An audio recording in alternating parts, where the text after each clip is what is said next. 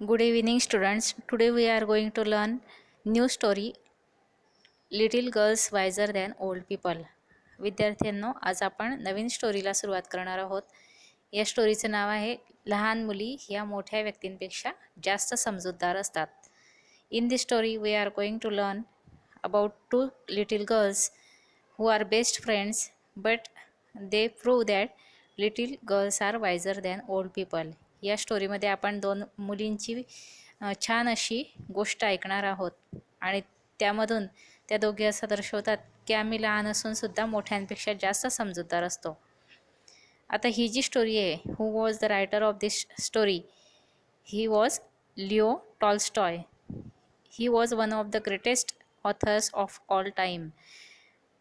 हे जे टॉल्स्टॉय होते हे सर्व काळातले अतिशय प्रसिद्ध असे लेखक होते. He authored many novels, short stories and philosophical works. His ideas on non-violence had influenced great men like Mahatma Gandhi and Martin Luther King. Junior Tolstoy wrote many stories for children. याच्या ज्या stories होत्या, या स्टोरीजमध्ये non violence म्हणजेच अहिंसा हे तत्त्व जास्त त्यावर त्याने इम्फॅसिस केला होता किंवा जोर दिला होता. आणि ही आयडिया जी होती, ही आयडिया आपल्या महात्मा गांधीजींना आणि मार्टिन ल्युथर किंग यांनासुद्धा खूप आवडत होती. त्याचा प्रभाव मार्टिन ल्युथर किंग आणि महात्मा गांधी यांच्या विचारांवर सुद्धा झाला. आता टॉल्स्टॉय यांच्या ज्या गोष्टी होत्या या basically it is based upon small childrens, लहान मुलांवर आधारित होत्या. This is one of them, however this has a message for grown ups too. ही एक सुंदर अशी गोष्ट आहे, पण त्याचबरोबर या स्टोरीमधून त्यांनी मेसेज दिलेला आहे मोठ्या व्यक्तींसाठी. And now we have to learn it. आणि आता आपल्याला त्याला सुरुवात करायची. It was an earlier Easter. In the yards lay snow and rills ran down the village. A large puddle had run down from a manure pile into a lane between two farms.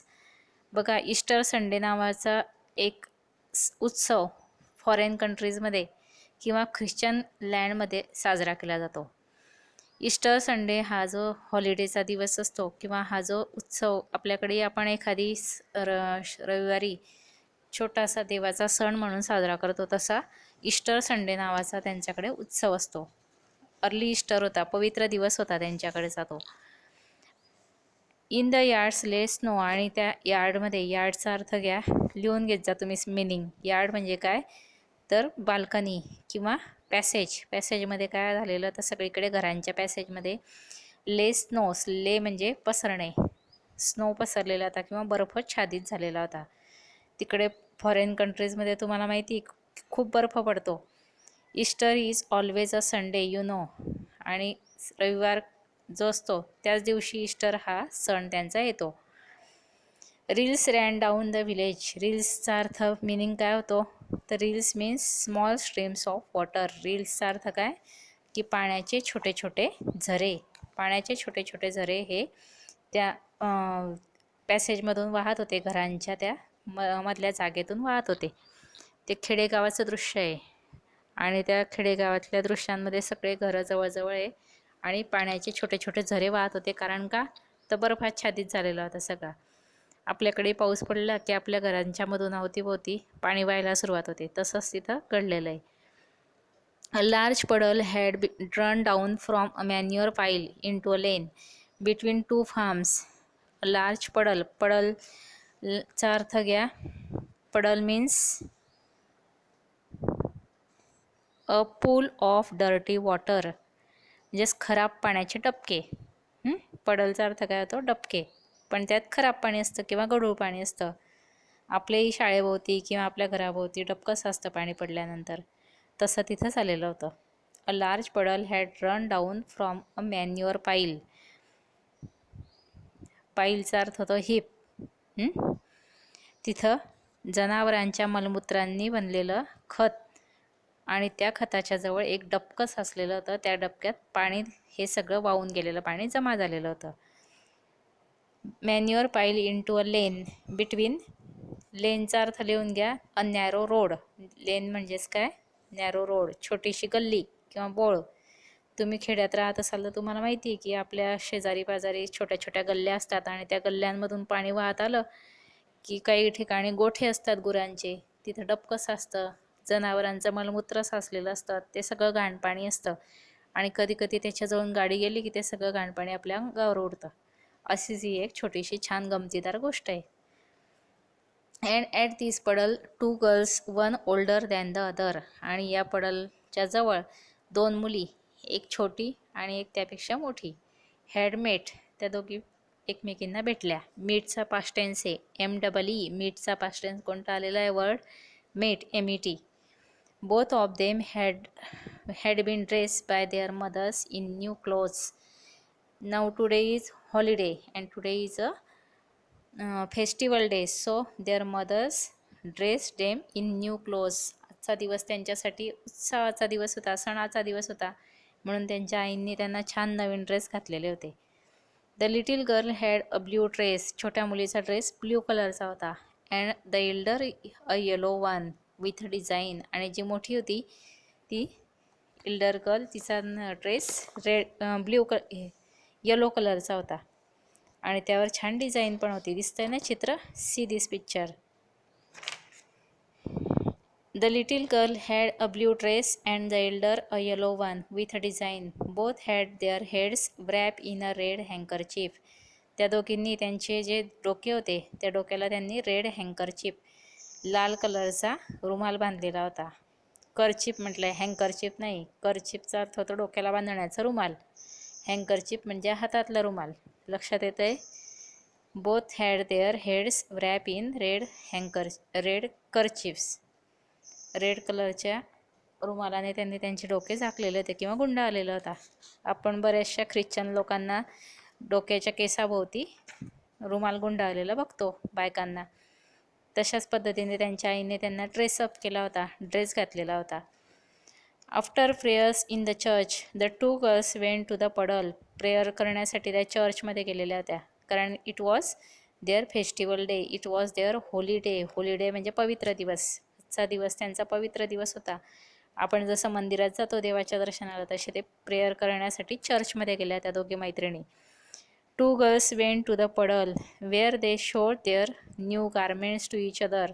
त्या ठिकाणी त्यांनी एकमेकींना आपले नवीन दागिने, garments किंवा आपला नवीन पोशाख एकमेकींना दाखवला. त्यावर त्या गप्पा मारत होत्या. To each other and began to play. आणि त्याच वेळेस त्या खेळायला सुरुवात केली. आपण मैत्रिणींसोबत असताना आपण लगेच खेळतो, पण एकमेकींना दाखवतो मी काय ड्रेस घातला आहे, कशी तयारी केली आहे, आणि मग त्यावर गप्पा मारतो. तशा त्या दोघी मैत्रिणी येत होत्या. Began to play. They wanted to plash in the water. प्लॅशचा मिनिंग काय होतो बघा? To jump by making a splashing sound. पाण्यात पाय टाकल्यावर होणारा आवाज. तुम्ही एखाद्या डबक्यात पाय टाकतात ना, तेव्हा असा फटक फटक आवाज होतो. तसा त्या पाण्यात पाय टाकल्यावर त्यांना आवाज करायची इच्छा होती किंवा त्या पाण्यात पाय टाकायची इच्छा होती. They wanted to plash in the water. पाण्यात पाय टाकावा असं त्यांना वाटत होतं.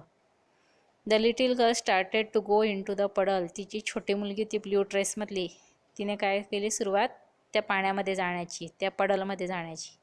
ते पडल कसं होतं? सगळं डर्टी वॉटरचं बनलेलं होतं, तुम्हाला माहिती ना. She started to go into the puddle with her shoes but the older girl said to her.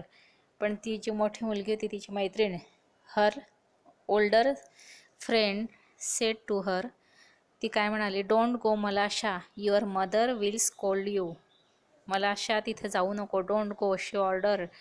She suggest, तिने सल्ला दिला, ऑर्डर दिली तिला की मलाशा तिथे जाऊ नको, पडलमध्ये त्या डबक्यात पाय नको टाकू, तुझी आई तुला रागवेल, स्कोल्ड करेल, मारेल किंवा रागवेल. स्कोल्डचा मिनिंग लक्षात ठेवा. स्कोल्ड म्हणजे रागवणे. कारण का? Because she was in her new dress. कारण ती तिच्या नवीन ड्रेसमध्ये होती. It was holiday. आजचा दिवस पवित्र आहे, आजचा दिवस फेस्टिवलचा आहे, सणाचा आहे, आणि आज तू परत तुझी तयारी कशी करशील? घाणेरडी करशील, त्यामुळे आई तुला रागवेल, असं ती मलाशाला सांगते. Means the name of the little girl was Malasha. याचा अर्थ काय? त्या छोट्या मुलीचं नाव काय होतं? Malasha. The girls took off their shoes, raise their skirts and walk through the puddle towards each other. आता त्या मुलीने ती मलाशाला मध्ये जाताना बघून ही जी दुसरी तिची फ्रेंड होती, तिचं नाव होतं अकुल्का. तिचं नाव काय होतं? अकुल्का. ती अकुल्काने इच्छा झाली की आपणही पडलमध्ये जावं. म्हणून त्यांनी काय केलं? The girls took off their shoes. टूक ऑफचा अर्थ काय होतो? टू टेक ऑफ म्हणजे काढून टाकणे. त्यांनी दोघींनी त्यांचे शूज काढले, ते शूज नंतर सॉक्स पण काढले. रेस देअर स्कर्ट उंच केला and walk through the puddle towards each other. आणि एकमेकींकडे ते आपले ड्रेस खराब होऊ नये म्हणून स्कर्ट उंच करून त्या पडलमध्ये शिरल्या. त्या एकमेकींच्या जवळ यायला सुरुवात केली. Malasha step in up to her ankles and said. मलाशाने काय केलं? Step into her ankles, तिच्या त्या गुडघ्यापर्यंत, अँकलपर्यंत तिच्या पाणी यायला लागलं किंवा तोपर्यंत तिचे पाय बुडायला सुरुवात झाली. अँड सेड, आणि ती तिला काय म्हणाली अकुल्काला? It is deep Akulka, I am afraid. ती त्यामध्ये फसणार तेवढ्यात ती अकुल्काला हाक मारत होते. अकुल्का, ही तर खूप मोठं डबकं आहे. आय एम अफ्रेड, मी घाबरते. Never mind, she replied. It will not be any deeper, come straight towards me. आणि अकुल्काने तिला प्रोत्साहन दिलं. Akulka said to her, never mind, don't be afraid, घाबरू नको. She replied, it will not be any deeper, हे काही खूप डीप नसेल. चल, come on to me, come straight towards me, सरळ ये माझ्यापर्यंत. They came closer to each other. त्या जवळजवळ एकमेकींजवळ यायला लागल्या. अकुल्का said, Malasha, look out and do not splash it up but walk softly. अकुल्काने तिला आधीच इन्फॉर्म केलं की मलाशा, बघ लक्षात ठेव, बघ लक्षात ठेव, do not splash it up, उडवू नकोस माझ्या अंगावर पाणी, बट वॉक सॉफ्टली, हळूहळू ये पुढे. She had barely said that when Malasha plumb her foot into the water and be spattered Akulka's new dress. ती असं म्हणणारच तेवढ्याच वेळेस काय झालं? Malasha plumb her foot into the water. मलाशाने काय केलं? तर तिचा पाय असा धपकन त्या पाण्यामध्ये टाकला. प्लम्बचा अर्थ काय होतो? To drop a fall suddenly and heavily, जोरदार पाय टाकणे डबक्यामध्ये. तसा त्या मलाशाने जोरदार पाय त्या डबक्यामध्ये, त्या मडी वॉटरमध्ये टाकला. अँड बी स्पॅटर्ड, बी स्पॅटर म्हणजे उडवणे. आणि तिच्या त्या नवीन ड्रेसवर, अकुल्काच्या नवीन ड्रेसवर येलो कलरच्या, तिने चिखल उडवला. And not only her dress but also her nose and eyes. फक्त ड्रेसवरच नाही तर तिच्या नाकावर, तिच्या डोळ्यांवर, सगळीकडे ते घाणेरडं पाणी उडलं. When Akulka saw the spots on her dress she grew angry at Malasha. अकुल्काने ते बघितल्याबरोबर तिचा पारा चढला, ती खूप रागवली. आता तिला राग येत होता. अँड स्कोल्डेड हर, आणि तिला ओरडायला लागली, ती रागवायला लागली. What you have done Malasha, तू हे काय केलं? अँड रॅन आफ्टर हर, आणि तिच्या मागे पळायला लागली. मलाशाला भीती वाटली की मारेल, ती पळायला लागली डबक्याच्या बाहेर निघून. आणि अकुल्काने तिला चेस केलं, पाठलाग केला, ती पळत होती. And wanted to strike her.